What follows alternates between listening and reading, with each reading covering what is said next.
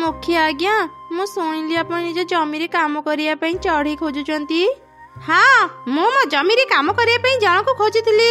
चढ़ी तू कौन मो जमी काम करू? हाँ मुखिया आज्ञा मो पाखरे भी किछि काम नाही। आपण निज जमी मते काम देले मोर बहुत बड़ उपकार हेबो।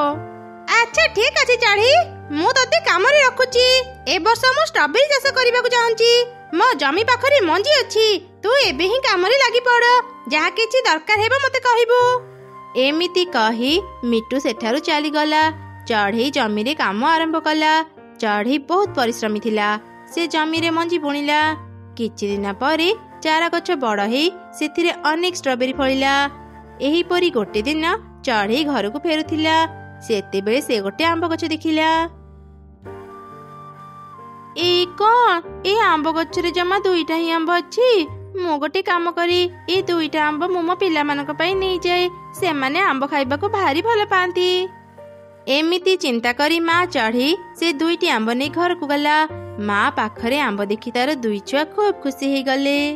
माँ माँ तुमे आम पई आंब किणी आइछ? नाई रे माँ मु ए आंब किणीनी। आज कामरु फेरिबा समय रे गोटे गछरे दुईटा ही आंब थिला। सेई आंब मु तम मानक पई आइछि। ए निया। आरी पिला माने तमे माने आंब खाओ। मु जाउची नदीरु गाधेई आसीबी। दीदी मु ए छोट आंबटा खाइबेनी। तू ए आंब नै जा आउ मते तो बड़ आंबटा दे। नाई मुन्नी तू सानो एते बड़ आंब तू खाई परिबुनी। तू से छोट आंबटा खा। एमिति दुई भौणी झगड़ा करुथिले। तांकर सब कथा घर पाखरे रहउथिबा दुई काउ सुनिथिले। ओहो ए दुई जणक झगड़ा सुनी मते विरक्त लागिलानी। तमे गोटे काम कर जाओ ए दुई छंक पाखरु आंब नै आस। तांको झगड़ा बंद हे जिवो आउ हमको आंब खाइबा पई मिलि जिवो। हाँ तू ठीक कहिलु। मु एबे तांको पाखकु जाउची। तापरे काउ गोटे बड़ लाठी धरी चढ़ी घर को गला। ए तमे माने एमिति पाटी काहेकि करूच? तम मानको झगड़ा जोगु मु शांति रे सोई पारुनी। एबे ही तम मानको ए लाठी रे पिटी तम मानको झगड़ा बंद करूची। ना ना अंकल हमको मारनी। हमें आउ केबे झगड़ा करिबुनी। ताहले तमे माने निज आंब मते देई दियो। मु तम मानको मारिबिनी। अच्छा ठीक अछि अंकल ए निया। एई त भल पिला माने कथा मानती। अच्छा सुन मु एठाकू आसी तम मानको आंब नेइची। एक कथा तम माँ को कहिबनी नहले मु तम मानको मारी नदी रे भसेई देबी। ठीक अछि अंकल हमें माँ को एक कथा कहिबनी। वाह आंब दुईटा केते सुंदर देखा जाउची। मते गोटे देलो मु खाई की देखे। अरे वाह आंबटा सतरी बहुत मीठा। तुमे भी आंब खाओ। आमको गोटे भल सुजोग मिल गला। चढ़ई जेते बेले घरे नथिबो आमे ता पिला मानकु डरी तांकठु आंब नै आसीबा। तो बुद्धि को मानिबाकु पड़िबो। तू भल कथा कहिचु। एमिति सेमाने आंब खाइले। परदिन सकाळे माँ कुनी मुनी मु खाइबा रांधि देइची। समय हेले खाइ नेबो। मु एबे काम को जाउची। मामा मोर ना आज रसगोल्ला खाइबा को भारी इच्छा हेउची। मते आज दरमा मिलिबो। हौ मु फेरिबा समय रे तम मानक पई रसगोल्ला आनी देबी। तापरे माँ चढ़ी काम को गला। घर पछपटे थाई काउ सेमानकर सब कथा सुनिथिला। से तुरंत घर भीतर को गला।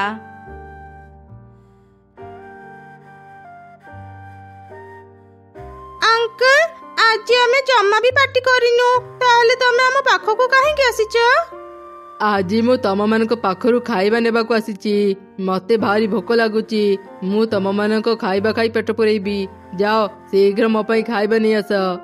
किंतु अंकल तुमे जदी हम खाइबा नै जीबो हमें को खाइबो? से कथा मु जानिनी। जाओ शीघ्र मो पई खाइबा आण। आओ जदी तम मानको माँ को ए कथा कहिबो देखिबो मु तम मानकर कोन अवस्था करिबी। आमे जानिछु अंकल हमरो किछि भी करनी। मु एबे खाइबा नै आसुची। एमिति कही कुनी खाइबा आनी काउ को देला। काउ से खाइबा नै चली गला। दीदी मते भारी भोक लागुची। काउ अंकल हमरो सब खाइबा नै गले। हे ଏବେ ଆମେ କଣ ଖାଇବା? ଆଉ କିଛି ସମୟ ଅପେକ୍ଷା କର ଭଉଣୀ। ମା ସନ୍ଧ୍ୟା ହେଉ ହେଉ ଘରକୁ ଆସିଯିବେ। ସେ ଆମ ପାଇଁ ଖାଇବା ଆଣିଥିବେ। ସେତେବେଳେ ଆମେ ପେଟ ପୁରା ଖାଇବା। ଚାଲ ଏବେ ଖେଳିବା। ଆଚ୍ଛା ଠିକ ଅଛି, ଚାଲ।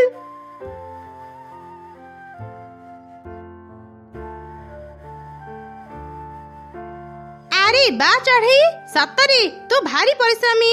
ତୋ ପରିଶ୍ରମ ପାଇଁ ହିଁ ମୋ ଜମିରେ ଅନେକ ଷ୍ଟ୍ରବେରୀ ହେଇଛି। ଏଇ ନେ ତ ଦରମା। ଶୁଣ ଚଢ଼େଇ, ତୁ ଆଉ କାହା ଜମିରେ ବି କାମ କରିବୁନି, ମୋ ଜମିରେ କାମ କରିବୁ। ମୁଁ ଆସନ୍ତା ମାସ ତ ଦରମା ବଢେଇବି। ଆଚ୍ଛା ଠିକ ଅଛି ମୁଖ୍ୟ ଆଜ୍ଞା, ଆପଣ ମତେ ଜମି ଦେଖେଇଦେବେ। ମୁଁ କାଲିଠୁ କାମ ଆରମ୍ଭ କରିଦେବି। ତାପରେ ଚଢ଼େଇ ବଜାରକୁ ଗଲା। ଘର ପାଇଁ ସଉଦା ଆଉ ତା ପିଲାମାନଙ୍କ ପାଇଁ ରସଗୋଲା ଧରି ଫେରିଲା।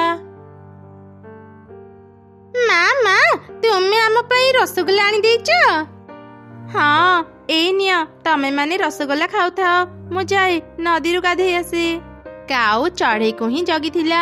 ଯେମିତି ଚଢ଼େଇ ନଦୀକୁ ଗଲା, କାଉ ତୁରନ୍ତ ଚଢ଼େଇର ଘରକୁ ଯାଇ ତାର ପିଲାମାନଙ୍କୁ ଭୟ ଦେଖେଇ ସବୁ ରସଗୋଲା ନେଇଗଲା।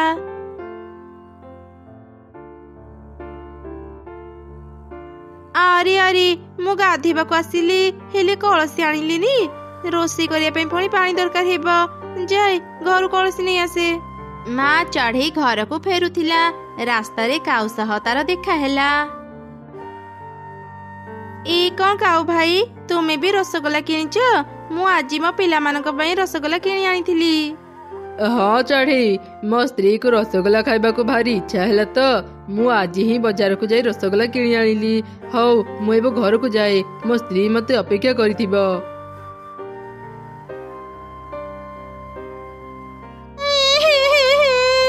ମୁଁ କେତେ ଆଶା କରିଥିଲି ରସଗୋଲା ଖାଇବି, ହେଲେ ଦୁଷ୍ଟ କାଉ ଅଙ୍କଲ ଆମର ସବୁ ରସଗୋଲା ନେଇଗଲେ। ମା ମୁନି, ତୁ କାନ୍ଦୁଛୁ କାହିଁକି? ଆଉ କିଏ ତମ ମାନଙ୍କ ରସଗୋଲା ନେଲା କଥା କହୁଛୁ? ମା, ମୁଁ ଆଜି ତୁମକୁ ସବୁ କଥା କହିଦେବି। ନା ମୁନି, ମାଙ୍କୁ କିଛି ବି କହନି। ନହେଲେ କଣ? ତମେ ମାନେ ଏମିତି କଣ କଥା ହେଉଛ? ଶୁଣ ପିଲାମାନେ, ଯେବେ ବି କିଛି ବିପଦରେ ପଡିବ ମାକୁ ଆସି ଆଗ କହିବ। ଯଦି ତମେ ମାନେ ମତେ ସତ କଥା ନ କହିବ, ମୁଁ ତମ ମାନଙ୍କ ସମସ୍ୟା କେମିତି ଦୂର କରିବି କହିଲ? ଏମିତି ଶୁଣି ଦୁଇ ଛୁଆ ତାଙ୍କ ମାକୁ ସବୁ ଘଟଣା କହିଲେ। ଚଢ଼େଇ ରାଗି ଯାଇ କାଉ ଘରକୁ ଗଲା। ତମେ ମାନେ ଏତେ ଦୁଷ୍ଟ? ଛୋଟ ପିଲାମାନଙ୍କ ଖାଇବା ଛଡେଇ ଆଣି ଖାଇବାକୁ ତମ ମାନଙ୍କୁ ଟିକେ ଲାଜ ଲାଗୁନି? ଏବେ ହିଁ ମୋ ପିଲାମାନଙ୍କ ରସଗୋଲା ଫେରେଇ ଦିଅ। ଏଇ ଚଢ଼େଇ, ଏମିତି କଣ ଆସି ଆମ ସହ ଝଗଡା କରୁଛୁ? ତୋ ପାଖରେ କଣ ପ୍ରମାଣ ଅଛି ଯେ ଆମେ ତ ପିଲାମାନଙ୍କର ଖାଇବା ଆଣିଛୁ? ଭଲରେ ଆମ ଘରୁ ବାହାରି ଯା, ନହେଲେ ଆମେ ତତେ ପିଟି ପିଟି ଆମ ଘରୁ ବାହାର କରିଦେବୁ। ଦୁଇ କାଉଙ୍କ ଧମକ ଶୁଣି ଚଢ଼େଇ ସେଠାରୁ ଚାଲି ଆସିଲା। ସେ କଣ କରିବ ଚିନ୍ତା କରୁଥିଲା। ସେହି ସମୟରେ ସେ ଦୁଇ ଚିଲଙ୍କ କଥା ଶୁଣିଲା। ଆରେ ଶୁଣ ନା, ଆମେ ଏଇ ଜଙ୍ଗଲକୁ ତ ଚାଲି ଆସିଲେ, ହେଲେ ଏତେ ଶୀଘ୍ର ଆମେ ଘର କେମିତି ତିଆରି କରିବା କହିଲ? ହଁ, ତୁ ଠିକ କହିଲୁ। ଏତେ ଶୀଘ୍ର ଘର ତିଆରିବା ସହଜ ହେବନି। ଆମେ ଯଦି ଗୋଟେ ଭଡା ଘର ପାଇଯାନ୍ତେ ଖୁବ ଭଲ ହୁଅନ୍ତା।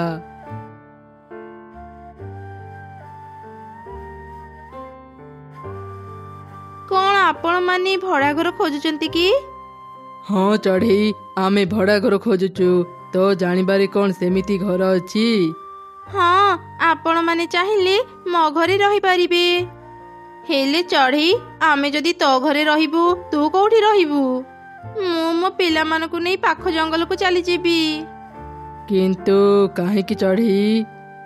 ଚଢ଼େଇ ଚିଲମାନଙ୍କୁ ସବୁ ଘଟଣା କହିଲା। ସେ ଦୁଇ କାଉ ଭାରି ଦୁଷ୍ଟ। ମୁଁ ଯେତେବେଳେ ଘରେ ନଥିବି, ସେମାନେ ଯଦି ମୋ ପିଲାମାନଙ୍କର କିଛି କ୍ଷତି କରିବେ, ସେଥିପାଇଁ ମୁଁ ଏ ଜଙ୍ଗଲ ଛାଡି ଚାଲିଯିବାକୁ ଚାହୁଁଛି। ଓ ଆଚ୍ଛା, ଏମିତି କଥା। ତୁ ଚିନ୍ତା କରନି ଚଢ଼େଇ, ଆମେ ଯେତେବେଳେ ତ ଘରେ ରହିବୁ, ସେ ଦୁଇ କାଉଙ୍କୁ ଉଚିତ ଶିକ୍ଷା ଦେବୁ। ଚଢ଼େଇ, ଆମ ପାଖରେ କିଛି ଟଙ୍କା ଅଛି, ଏଇ ନେ, ତୁ ପାଖ ଜଙ୍ଗଲରେ ଗୋଟେ ଘର କରି ରହିପାରିବୁ। ତାପରେ ମା ଚଢ଼େଇ ଚିଲମାନଙ୍କୁ ଘରର ଚାବି ଦେଇ ତା ଛୁଆମାନଙ୍କୁ ନେଇ ପାଖ ଜଙ୍ଗଲକୁ ଚାଲିଗଲା। ଚିଲମାନେ ଚଢ଼େଇ ଘରେ ରହିଲେ। ସକାଳେ ଦୁଇ କାଉ ଚଢ଼େଇ ଘରକୁ ଆସିଲେ। ଏ କଣ, ଆଜି ଚଢ଼େଇ ଛୁଆ ମାନେ କବାଟ ବନ୍ଦ କରି ଅଛନ୍ତି? ଏଇ ପିଲାମାନେ, ଶୀଘ୍ର କବାଟ ଖୋଲ, ନହେଲେ ଆମେ ପିଟି ପିଟି ତମ କବାଟ ଭାଙ୍ଗିଦେବୁ। ଏ କ'ଣ ଚିଲ ଆଜ୍ଞା, ଆପଣ ଏ ଘରେ? ଆମେ ତମମାନଙ୍କୁ ଖାଇବା ପାଇଁ ହିଁ ଏ ଘରେ ଅଛୁ। ଭଲ ହେଲା ତମେମାନେ ଏଠାକୁ ଆସିଗଲ। ଏବେ ଆମେ ତମମାନଙ୍କୁ ଖାଇବୁ। ନା ନା, ଆମକୁ ଖାଅନି। ଆପଣ ଯାହା କହିବେ ଆମେ ସବୁ ମାନିବୁ। ତେବେ ଠିକ୍ ଅଛି, ଯାଅ ଏବେ ହିଁ ମୋ ପାଇଁ ଖାଇବା ଆଣ, ନହେଲେ ଆମେ ତମମାନଙ୍କୁ ଖାଇବୁ। ଠିକ୍ ଅଛି, ଆମେ ଏବେ ଆଣିଦଉଛୁ। କିନ୍ତୁ ଆପଣମାନେ ଯଦି ଚଢ଼େଇ ଘରେ ରହିବେ, ଚଢ଼େଇ କୋଉଠି ରହିବ? ଚଢ଼େଇ କଥା ତତେ ଚିନ୍ତା କରିବାକୁ ପଡ଼ିବନି। ସେ ଆମକୁ ତା ଘର ଦେଇ ଏ ଜଙ୍ଗଲରୁ ଚାଲି ଯାଇଛି। ଆଜିଠୁ ଆମେ ଏଇ ଘରେ ରହିବୁ। ତମେମାନେ ପ୍ରତିଦିନ ଆମକୁ ଖାଇବା ଆଣିଦେବ, ନହେଲେ ନା ନା, ଆମର କିଛି ବି କ୍ଷତି କରନି। ଆମେ ଏବେ ଖାଇବା ଆଣିଦେଉଛୁ।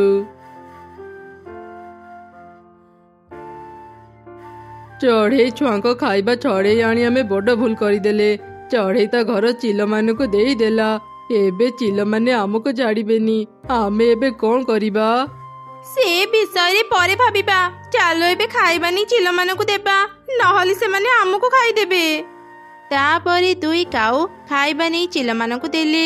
ଏମିତି ସେମାନେ ପ୍ରତିଦିନ ଚିଲମାନଙ୍କର ସେବା କରୁଥିଲେ। ସେପଟେ ମା ଚଢ଼େଇ ତାର ଦୁଇ ଛୁଆଙ୍କ ସହ ପାଖ ଜଙ୍ଗଲରେ ଖୁସିରେ ରହିଲା।